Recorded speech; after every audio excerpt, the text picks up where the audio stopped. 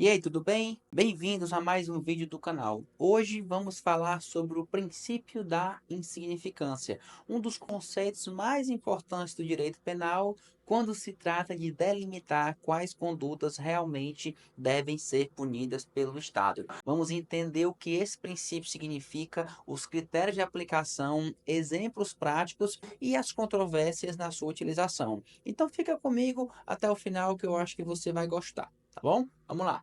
O princípio da insignificância ele tem origem no direito penal alemão. Foi desenvolvido para evitar a punição de condutas que, embora formalmente típicas, não apresentam uma lesão relevante ao bem jurídico tutelado. No Brasil, ele foi amplamente difundido pelo STF e tem sido aplicado aí em diversas situações práticas. Basicamente, esse princípio funciona como uma causa de exclusão da tipicidade material, ou seja, mesmo que a conduta esteja descrita na lei como crime, se a ofensa for ínfima, o direito penal não deve se ocupar dela. A gente usa muito esse princípio aqui na prática, tá?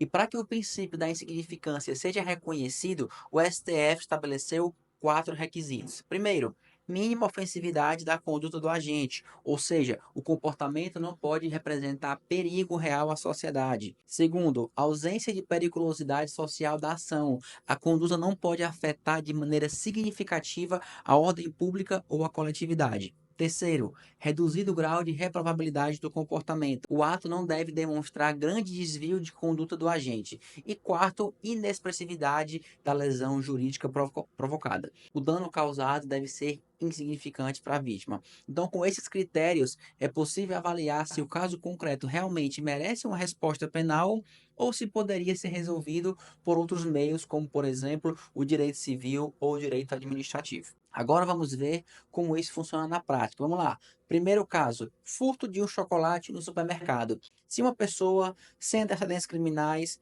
furta um chocolate de R$ 5 em um mercado, o STF entende que essa conduta pode sim ser considerada insignificante, porque não causa um impacto relevante ao patrimônio da vítima. Segundo caso, uso de transporte público sem pagar. Um passageiro pulou a catraca do ônibus, causando um prejuízo ínfimo ao sistema. Alguns tribunais entendem que esse princípio da insignificância pode ser aplicado. Terceiro caso, reincidência em furtos pequenos. Se o agente é reincidente e já praticou diversos furtos pequenos outras vezes, o princípio da insignificância pode e deve ser afastado, porque a habitualidade criminosa demonstra periculosidade social. Quarto caso, crimes contra a administração pública. Estou até com um caso bem curioso desse tipo que eu tentei aplicar o princípio, e aí a gente está discutindo ainda não foi negado, mas ainda está sendo discutido em sede de primeiro grau, tá bom?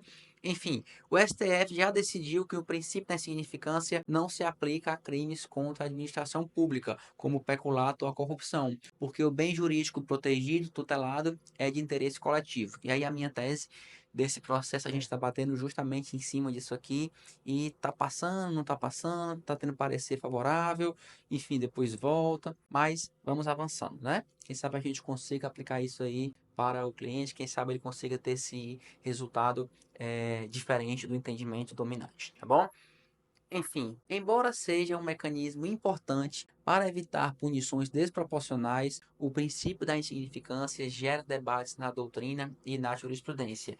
E as críticas principais giram em torno disso aqui, ó.